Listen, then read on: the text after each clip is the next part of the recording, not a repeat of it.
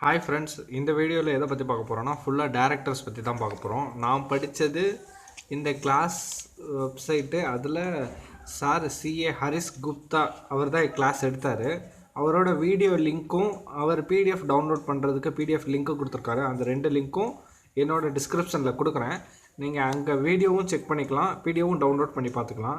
இந்த வீடியோ நீங்கள் எக்ஸாமுக்கு ஒரு 10 நாள் முன்னாடி மேபி பார்த்தீங்கன்னா அந்த பிடிஎஃப் நீங்கள் டவுன்லோட் பண்ணிக்கோங்க. அந்த பிடிஎஃப் ரொம்ப யூஸ்ஃபுல்லாக இருக்கும். ஈஸியாக பாயிண்ட்ஸ் கேதர் பண்ணுற மாதிரி தான் இருக்குது. எனக்கு யூஸ்ஃபுல்லாக இருந்துச்சு. இப்போ நான் படித்தது அவர் ஹிந்தியில் எக்ஸ்பிளைன் பண்ணியிருக்காரு. நான் அதே தமிழில் எக்ஸ்பிளைன் பண்ண போகிறேன்.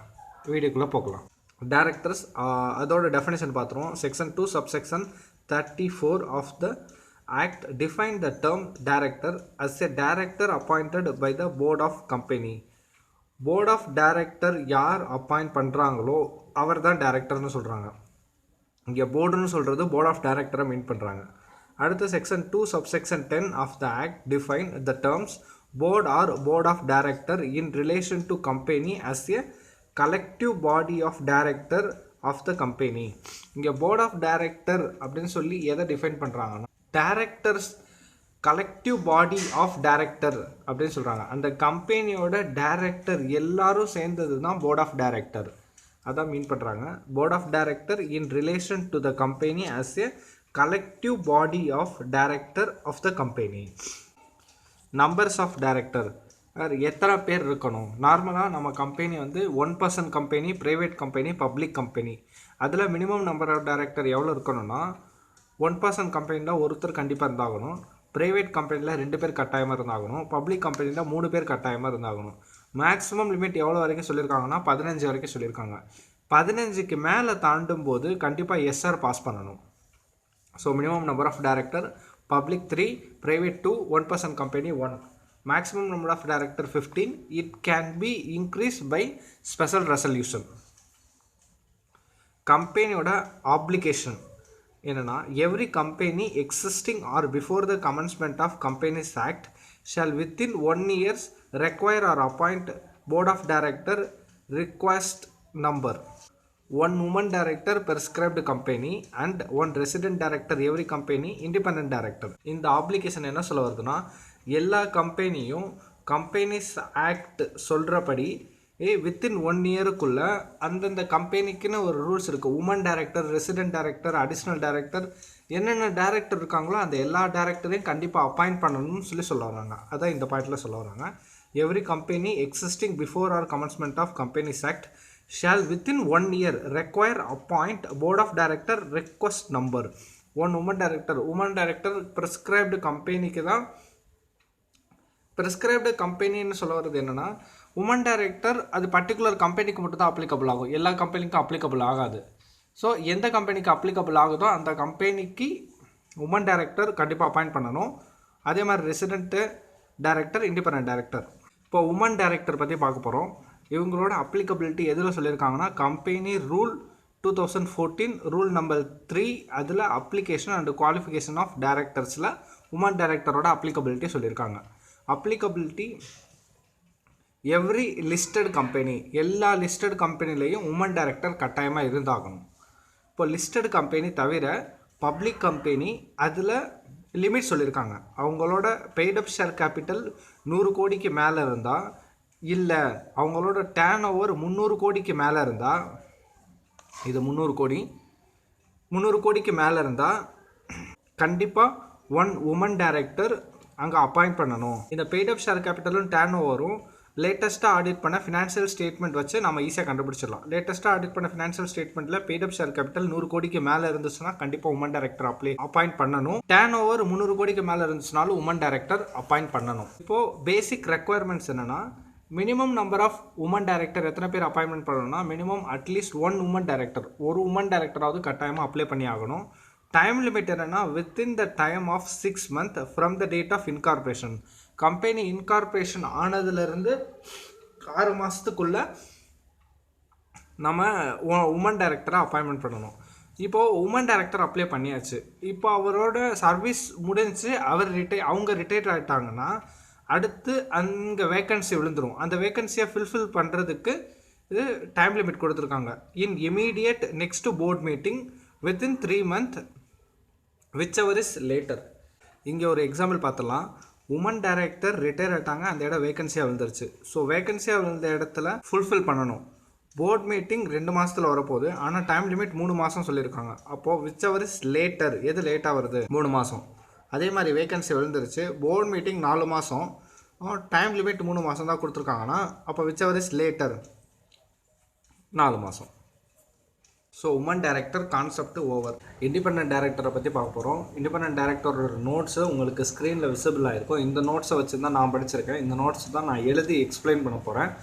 இந்த நோட்ஸ் வேணும்னா ஸ்க்ரீன்ஷாட் எடுத்துக்கோங்க, இல்லாட்டி பிடிஎஃப் டவுன்லோட் பண்ணுற லிங்க் டிஸ்கிரிப்ஷனில் கொடுத்துருக்கேன், அதையும் நீங்கள் டவுன்லோட் பண்ணிக்கலாம். இண்டிபெண்டன்ட் டைரக்டர் அது எக்ஸ்பிளைன் பண்ணுறது செக்ஷன் 149 சப்செக்ஷன் 4. லிஸ்டட் பப்ளிக் கம்பெனியாக இருந்தால் 1/3 of total director are independent டைரக்டராக தான் இருக்கணும். இப்போ டோட்டல் நம்பர் ஆஃப் டைரக்டரில் 1/3 போடும்போது ஏதாவது ஃப்ராக்ஷன் வந்துச்சுன்னா ரவுண்ட் ஆஃப் பண்ணிக்கோங்கன்னு சொல்லியிருக்காங்க. If any fraction shall be round off. Total number of director 14 பேர் இருக்காங்க. 14 × 1/3 போட்டால் 4.66 வருது. அப்போ 5 இண்டிபெண்டன்ட் டைரக்டர் வச்சுக்கலாம் அப்படிங்கிற மாதிரி எக்ஸ்பிளைன் பண்ணுறாங்க. இது வந்து லிஸ்டட் பப்ளிக் கம்பெனி, இது வந்து பப்ளிக் கம்பெனி. பப்ளிக் கம்பெனியில் பெய்டப் கேபிட்டல் 10 கோடிக்கு மேலே இருந்தாலும், இல்லைனா அவங்க வாங்கியிருக்க லோன் 50 கோடிக்கு மேலே இருந்தாலும், இல்லைனா அவங்களுடைய டேர்ன் ஓவர் 100 கோடிக்கு மேலே இருந்தாலும் கண்டிப்பாக 2 இண்டிபெண்டன்ட் டைரக்டர் அப்ளை பண்ணணும். மினிமம் 2 இண்டிபெண்டன்ட் டைரக்டர் அப்பாயின்மெண்ட் பண்ணணும் அப்படின்னு சொல்லிட்டு லா சொல்லிடுது. இந்த turnover loan paid up share கேபிட்டல்லாம் எதை வச்சு எடுத்துக்கணும் அப்படின்னு சொன்னால், லேட்டஸ்ட்டாக ஆடிட் பண்ண ஃபினான்ஷியல் ஸ்டேட்மெண்ட் வச்சு தான் இதெல்லாம் கன்சிடர் பண்ணணும். அதே மாதிரி இங்கே வேகன்சி விழுந்துருது, இண்டிபெண்டன்ட் டைரக்டர் யாராவது ஒருத்தர் ரிட்டையர் ஆகிட்டாங்க, அங்கே வேகன்சி விழுந்துருதுன்னா அதுவும் immediate next board meeting 3 month which ever is lower. இங்கே குழப்பம் வந்துடும். உமன் டைரக்டர் பார்க்கும்போது நாம் விச் எவர் இஸ் லேட்டர் அப்படின்னு சொல்லி பார்த்தோம். இங்கே வந்து விச் எவர் இஸ் லோயர் அப்படின்னு சொல்லி பார்க்க போகிறோம். இப்போ இதே எக்ஸாம்பிள் எடுத்துக்குவோம். உமன் டைரக்டர் இல்லை இண்டிபெண்டன்ட் டைரக்டராக இருந்தாங்கன்னா வேகன்சி விழுந்துருது, போர்ட் மீட்டிங் 2 மாதத்தில் இருக்குது, லிமிட் 3 மாதம் வரைக்கும் சொல்லியிருக்காங்கன்னா which ever is lower. So இதில் எது லோயராக இருக்குது? 2 மாதம். 2 மாதம் தான் இங்கே எடுத்துக்கணும். அதே மாதிரி போர்ட் மீட்டிங் 4, லிமிட் 3 மாதம்னா இங்கே 3 மாதம் தான் அப்ளிகபிள் ஆகும்.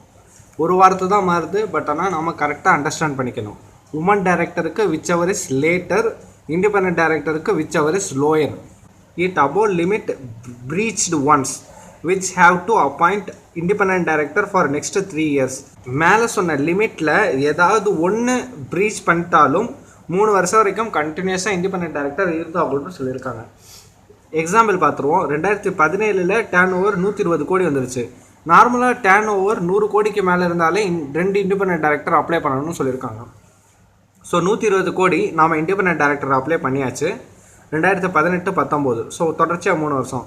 18லையும் 80 கோடி தான் வந்திருக்கு, 19லையும் 90 கோடி தான் வந்திருக்குன்னா அடுத்து 2020 இண்டிபெண்டன்ட் டைரக்டர் தேவையில்லை. பட் 2019 நம்மளுக்கு டேர்ன் ஓவர் 110 கோடி வந்துருச்சுன்னா அங்கேருந்து திரும்பி 3 வருஷம் வரைக்கும் இண்டிபெண்டன்ட் டைரக்டர் கண்டிப்பாக இருந்தாகும். அதான் சொல்ல வராங்க. It above limit breached once will have to appoint independent director for next 3 years. 4வது point, joint venture wholly owned subsidiaries dormant companies is not covered. இந்த 3 கம்பெனிக்கும் இது கவர் ஆகாது. இண்டிபெண்டன்ட் டைரக்டர் சொன்ன ரூல்ஸ் அண்ட் ரெகுலேஷன் இந்த 3 கம்பெனிக்கு cover ஆகாது. Joint வெக்சராக இருக்கவங்க ஹோல் ஆன் சப்சிடரிஸ் டார்மெண்ட் கம்பெனிக்கு கவர் ஆகாதுன்னு சொல்லியிருக்காங்க. அதர் பாயிண்ட் என்ன சொல்ல வராங்கன்னா, must give a declaration of his independency. Independent director அவங்களோட டிக்ளரேஷன் கொடுக்கணும். அதே மாதிரி 2வது point, not entitled to ESOP, not liable to retire by rotation. Retire by ரொட்டேஷனுங்கிறது எல்லா டைரக்டருக்கும் பொதுவானது, பட் ஆனால் இண்டிபெண்டன்ட் டைரக்டருக்கு மட்டும் இந்த கேட்டகரியில் வரமாட்டாங்க அப்படிங்கிற மாதிரி செக்ஷன் 149 சப்செக்ஷன் 4 பார்க்க போகிறோம். இந்த 3 பாயிண்ட் என்ன சொல்ல வருதுன்னா, ஒரு இண்டிபெண்டன்ட் டைரக்டர் எப்படி இருக்கணும் அதை சொல்ல வருது. Person of integrity, export, experience. Independent டைரக்டரை அப்பாயின்மெண்ட் பண்ணுறவங்க நேர்மையாகவும் அவரோட தொழிலில் எக்ஸ்பர்ட்டும் எக்ஸ்பீரியன்ஸு இருக்கணும் அப்படிங்கிற மாதிரி சொல்கிறாங்க.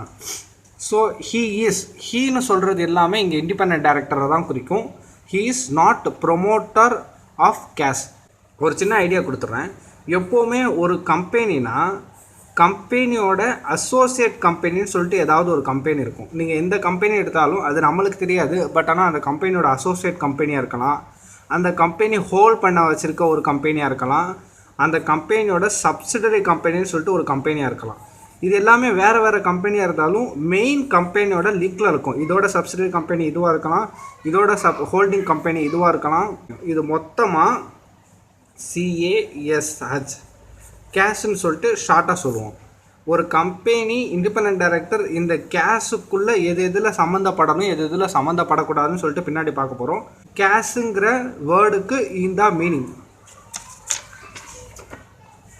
இப்போ பார்க்கலாம். He is not promoter of cash. He is not promoter of cashனா இண்டிபெண்டன்ட் டைரக்டராக தான் இருக்கணும். அந்த company associate company subsidiary company holding கம்பெனிக்கு இண்டிபெண்டன்ட் டைரக்டர் ப்ரொமோட்டராக இருக்கக்கூடாது. He is not related to promoter or director of cash. அந்த கேஷுக்கு ப்ரொமோட்டராக இல்லாட்டி டைரக்டராக அதோட ரிலேட்டடாகவும் இருக்கக்கூடாதுன்னு சொல்கிறாங்க. ரெண்டாவது பாயிண்ட். மூணாவது பாயிண்ட் என்ன சொல்ல வராங்க, he is no peculiar relation with cash. பெக்யூலியர்னா பண சம்மந்தப்பட்ட விஷயம். பண சம்மந்தப்பட்ட விஷயத்தில் இண்டிபெண்டன்ட் டைரக்டர் வரவே கூடாது. Their promoter or director related to promoter up to 2 years 2 years வரைக்கும் வரக்கூடாதுன்னு சொல்லிடுறாங்க. பட் ஆனால் ஒரு எக்ஸப்ஷன் கேஸ் என்ன சொல்ல வருதுன்னா, இப்போது ஒரு கம்பெனியில் அசோசியேட் கம்பெனியில் சேலரி பிரச்சனைன்னு சொல்லும்போது அதை இண்டிபெண்டன்ட் டைரக்டர் அதுக்கு டிசிஷன் எடுக்கலாம், அவருக்கு அத்தாரிட்டி இருக்குது. ஏன்னா எக்ஸப்ஷன் கேஸில் ரெமுனரேஷன் அலோடுன்னு சொல்லிட்டாங்க. ரெமுனரேஷன் ஒரு கம்பெனியில் வேலை பார்த்துருக்காங்க, அவங்களுக்கு ரெமுனரேஷன் வரணும்னா அது இண்டிபெண்டன்ட் டைரக்டர் அலோவ் பண்ணலாம். அதே மாதிரி அவர் மற்றதும் அலோவ் பண்ணலாம். அதோட transaction up to 10% of his total income allowed. இவரோட டோட்டல் இன்கம் பார்த்தீங்கன்னா 2 லட்ச ரூபா வருது. 2 லட்ச ரூபாவில் 10% போட்டால் 20,000 ரூபா. அப்போ 20,000 ரூபா வரைக்கும் இவர் அலோவ் பண்ணலாம். பெக்யூனரி ரிலேஷனாக இருக்கிற டிரான்சாக்ஷனை இவர் அலோவ் பண்ணலாம். ஆனால் 20,000க்கு மேலே போகும்போது இவர் அலோவ் பண்ணக்கூடாது, இண்டிபெண்டன்ட் டைரக்டர் அலோவ் பண்ணக்கூடாது. இந்த 20,000ங்கிறது இவரோட டோட்டல் இன்கமில் 10%. இவரோட டோட்டல் இன்கம் எவ்வளோ இருக்கோ அதோட 10% வரைக்கும் இவர் அலோவ் பண்ணிக்கலாம். ஸோ இந்த 3 பாயிண்ட்டும் இண்டிபெண்டன்ட் டைரக்டர் ரிலேட்டடாக பார்க்குறது. இப்போ பார்க்க போகிறது இண்டிபெண்டன்ட் டைரக்டரோட ரிலேட்டிவ் இருக்கக்கூடாது. ரிலேட்டிவ்னா செக்ஷன் 2 சப்செக்ஷன் 77ல் டீட்டெயிலாக எக்ஸ்பிளைன் பண்ணியிருக்கோம். ரிலேட்டிவ்னா ஒருத்தவங்க மட்டும் இருக்காது.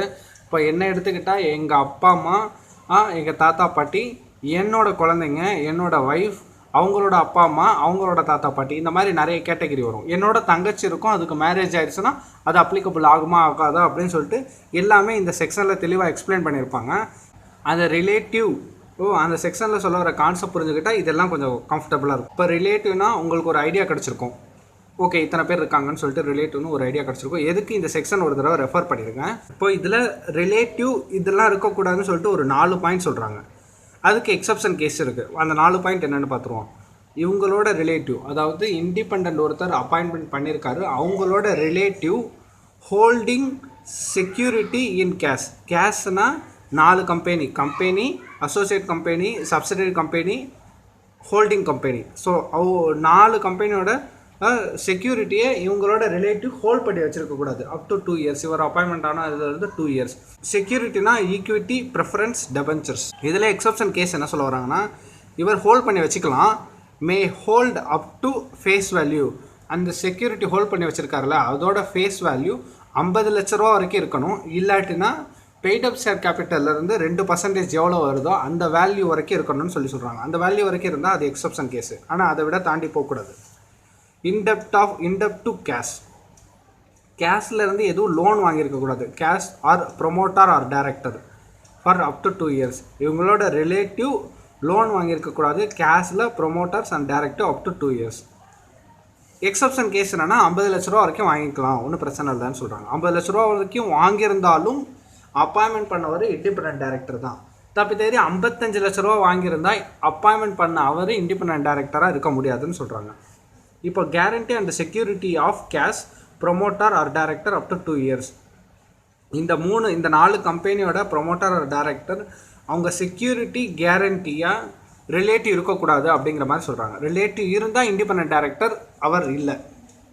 ஆனால் அதில் எக்ஸப்ஷன் கேஸ் என்னென்னா 50 லட்ச ரூபா வரைக்கும் கேரண்டி கொடுக்கலாம், ரிலேஷன் கேரண்டி கொடுக்கலாம். அதே மாதிரி இவங்களோட ரிலேஷன் பெக்குனரி ரிலேஷன்ஷிப்பில் இருக்கக்கூடாதுன்னு சொல்கிறாங்க. ஏன்னா his relation is not any other pecuniary relationship. இங்கே பார்த்தது இண்டிபெண்டன்ட் டைரக்டரை பற்றி பார்த்தோம். இங்கே பார்த்தது இண்டிபெண்டன்ட் டைரக்டரோட ரிலேட்டிவ் பற்றி பார்க்குறோம். அந்த ரிலேட்டிவ் பெக்குனர் ரிலேஷன்ஷிப்பில் இருக்கக்கூடாது. எக்ஸப்ஷன் கேஸ் என்னென்னா டேர்ன் ஓவர் எவ்வளோ வருதோ அதுலேருந்து 2% வரைக்கும் ரிலேட்டிவ் இருக்கலாம். அது பிரச்சனை இல்லை. மேபி 2%க்கு மேலே போனால்தான் அப்பாயின்மெண்ட் பண்ண இண்டிபெண்டன்ட் டைரக்டராக இருக்க முடியாது. ஃபஸ்ட்டு பார்த்தது டைரக்டருக்கு பார்த்தோம். ரெண்டாவது பார்த்தது டைரக்டரோட ரிலேட்டிவ்க்கு பார்த்தோம். மூணாவது பாயிண்ட் என்ன சொல்ல வராங்க, இண்டிபெண்டன்ட் டைரக்டரும் அவங்களோட ரிலேட்டிவும் கீழே வர்ற எதெல்லாம் இருக்கக்கூடாதுன்னு சொல்ல வராங்க. Key managerial person employee of cash up to 3 years, however relative can be employed. இப்போ அப்பாயின்மெண்ட் பண்ண போகிற இண்டிபெண்டன்ட் டைரக்டரு கேஷில் கீ மேனேஜரல் பர்சனாக இருக்கக்கூடாது, கேஷில் எம்ப்ளாயியாக இருக்கக்கூடாது. அப்படி இருந்தால் அவர் இண்டிபெண்டன்ட் டைரக்டராக அப்ளை பண்ண முடியாது, அப்பாயின்மெண்ட் பண்ண முடியாது. ஆனால் அங்கே வேலை பார்க்குற எம்ப்ளாயி இவரோட ரிலேட்டிவாக இருக்கலாம். பட் ஆனால் அங்கே இருக்கிற கீ மேனேஜரல் பர்சன் இவரோட ரிலேட்டிவாக இருக்கக்கூடாது. அந்த பாயிண்ட்டை தான் சொல்ல வராங்க. However relative can be employee. ரெண்டாவது point, not an employee proprietor partner up to 3 years. இது ஈஸி தான்.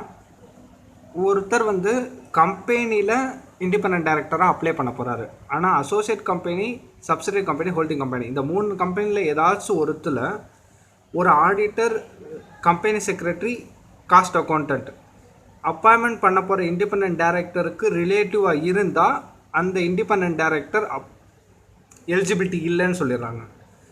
சரி, யாருமே இல்லை, ஆனால் கேஷோட கன்சல்டிங் ஃபர்மாக அப்பாயின்மெண்ட் பண்ண போகிற இண்டிபெண்டன்ட் டைரக்டரோட ரிலேட்டிவ் யாராவது இருந்தாங்கனாலும் இண்டிபெண்டன்ட் டைரக்டர் இன்எலிஜிபிலிட்டின்னு சொல்கிறாங்க. ஏன்னா அப்பாயின்மெண்ட் பண்ணக்கப்புறம் நிறைய டிசிஷன் எடுக்க வேண்டியது இருக்கும். அந்த நேரத்தில் இவரோட ரிலேட்டிவ் அங்கே இருந்தாருன்னா மேபி இவர் அவங்களுக்கு ஃபேவராக எடுக்கலாம் அப்படிங்கிற ஒரு கான்செப்டில் தான் இதெல்லாம் சொல்கிறாங்கன்னு நினைக்கிறேன். மூணாவது பாயிண்ட், அப்பாயின்மெண்ட் பண்ண போகிற இண்டிபெண்டன்ட் டைரக்டரோட ரிலேட்டிவ் யாராவது ஒருத்தவங்க அந்த கம்பெனியோட ஓட்டிங் பவரை 2%க்கு மேலே வச்சுருந்தாங்கன்னா இண்டிபெண்டன்ட் டைரக்டராக இவர் அப்ளை பண்ண முடியாது. அதான் சொல்ல வராங்க. கம்பெனியில் தான் சொல்லியிருக்காங்க. Associate company, subsidiary company, holding கம்பெனின்னு எதுவும் சொல்லலை. ஸோ புரிஞ்சிருக்குன்னு நினைக்கிறேன். இப்போது நான் இருக்கேன்னா என்னோட அப்பா அந்த கம்பெனியில் ஓட்டிங் பவர் மோர் தென் 2% இருந்துச்சுன்னா நான் அங்கே இண்டிபெண்டன்ட் டைரக்டராக அப்ளை பண்ண முடியாது அப்படிங்கிற மாதிரி சொல்லுவோம். CO director of non profit organisation received income 25% from company or promoter or director of the company. Appointment பண்ண போகிறவர் இல்லாட்டி அவரோட ரிலேட்டிவ் சிஇஓவாவோ இல்லாட்டி டைரக்டராகவோ நான் ப்ராஃபிட் ஆர்கனைசேஷனில் எந்த நான் ப்ராஃபிட் ஆர்கனைசேஷன்னா அந்த கம்பெனி ரிலேட்டடாக இருக்க நான் ப்ராஃபிட் ஆர்கனைசேஷனில் டைரக்டராகவோ சிஇஓவாவோ இருக்கக்கூடாது. அப்படி இருந்தாலும் அவர் ரிசீவ் பண்ணுற இன்கம் 25% கம்பெனிலேருந்து அவருக்கு போகக்கூடாது. அப்படி போனால் அவர் ineligibility. Possesses other prescribed qualification, appropriate skill in specified field. இப்போ கம்பெனி எனக்கு இண்டிபெண்டன்ட் டைரக்டர் வேணும், பட் ஆனால் அவர் ஆடிட்டர் முடிச்சிருக்கணும், சிஏ முடிச்சிருக்கணும் அப்படின்னு சொல்லும்போது நாம் சிஎம்ஏ முடிச்சுட்டு போய் அங்கே போய் நின்னோன்னா அங்கே டிஸ்குவாலிஃபைட் ஆகிரும். அதே மாதிரி இன்னொரு கம்பெனி சிஎம்ஏ வேக்கன்ஸ் வேணும் அப்படின்னு சொல்லும்போது இண்டிபெண்டன்ட் டைரக்டர் சிஎம்ஏ தான் வேணும்னு சொல்லும்போது சிஏ அங்கே வந்தாருன்னா அது இன்எலிஜிபிலிட்டியாக வந்துடும். அதான் prescribed qualification, appropriate skill in specified field. 5 point over. இப்போது இதோட டேர்ம்ஸ் பார்ப்போம். ஃபஸ்ட்டு டேர்ம் அப்பாயின்மெண்ட் பண்ணும்போது மேக்ஸிமம் 5 years வரைக்கும் அப்ளை பண்ணிக்கலாம். அப்போது ஆர்டினரி ரெசல்யூஷன் மட்டும் பாஸ் பண்ணால் போதும். Second, maximum 2 term permitted. Second term special resolution, cooling period of 3 years. இதுக்கு ஒரு எக்ஸாம்பிள் பார்த்தா ஈஸியாக அண்டர்ஸ்டாண்ட் ஆகும். எக்ஸாம்பிள் என்னென்னா, 2000 ஒரு டைரக்டர் இண்டிபெண்டன்ட் டைரக்டராக அப்பாயின்மெண்ட் பண்ணுறாங்க. 4 வருஷம் வரைக்கும் அப்பாயின்மெண்ட் பண்ணியிருக்காங்க. 5 வருஷம் மேக்ஸிமம் இயர். கம்பெனி என்ன சொல்லுதுன்னா 4 வருஷம் பண்ணுங்கன்னு சொல்கிறாங்க. அப்போ ஆர்டினரி ரெசல்யூஷன் பாஸ் பண்ணால் போதும். அப்போ 2004 திரும்பி கம்பெனி என்ன டிசைட் பண்ணுது, ரீஅப்பாயின்மெண்ட் பண்ணலாம்னு சொல்லிட்டு 5 வருஷம் வரைக்கும் ரீஅப்பாயின்மெண்ட் பண்ணிக்கலாம் திரும்பி. பட் ஆனால் கம்பெனி என்ன சொல்லுது, 3 வருஷம் அப்பாயின்மெண்ட் பண்ணுங்கன்னு சொல்கிறாங்க. அந்த 3 வருஷம் அப்ளை பண்ணுறதுக்கு ஸ்பெஷல் ரெசல்யூஷன் தேவை. அந்த ஸ்பெஷல் ரெசல்யூஷன் முடிச்சுட்டு 2007 வரும்போது அவர் இன்எலிஜிபிலிட்டி ஆயிடுறார். ஏன்னா கூலிங் பீரியட் 3 வருஷம்னு சொல்லியிருக்காங்க. ஸோ அதுக்கப்புறம் அவர் திரும்பி ரீஅப்பாயின்மெண்ட் பண்ண முடியாது. 2010 தான் இவர் எலிஜிபிலிட்டி ஆகிறாரு. இதான் சொல்கிறாங்க. First term of maximum 5 years, first term ordinary resolution, maximum 2 term permit, second term special resolution, cooling period of 3 years. Concept எல்லாமே டிஸ்கஸ் பண்ணிட்டேன். எனக்கு தெரிஞ்ச டீட்டெயில்ஸ் எல்லாமே இந்த வீடியோவில் தெளிவாக எக்ஸ்பிளைன் பண்ணிட்டேன். லாவை பொறுத்த வரைக்கும் நாமளாக படிக்கும்போது ஒரு எக்ஸாம்பிள் தருவோம், யாராவது சொல்லி கொடுத்து படிக்கும்போது இன்னொரு எக்ஸாம்பிள் தருவோம். அதே மாதிரி நாம் குரூப் டிஸ்கஷன் பண்ணும்போது அதோட கரெக்டான மீனிங் புரியும். ஸோ லா வந்து ஈஸியாக டக்குன்னு யாராலையும் அண்டர்ஸ்டாண்ட் பண்ணிக்க முடியாது, அது எக்ஸ்பர்ட் யாராவது சொல்லி தந்தால் ஒழிய. எனக்கு தெரிஞ்சது எல்லாமே நான் இங்கே எக்ஸ்பிளைன் பண்ணியிருக்கேன். மேபி நான் எக்ஸ்பிளைன் பண்ணதில் ஏதாவது மிஸ்டேக் இருந்துச்சுன்னா நீங்கள் ஏதாவது ஃபவுண்ட் அவுட் பண்ணிங்கன்னா அது கீழே கமெண்ட் பண்ணுங்கள், நானும் திருத்திக்கிறேன். என் ஃபர்தராக இந்த வீடியோ பார்க்குறவங்க அந்த கமெண்ட் பார்த்தாங்கன்னா அவங்களும் பார்த்து அண்டர்ஸ்டாண்ட் ஆகிக்குவாங்க. தேங்க்யூ.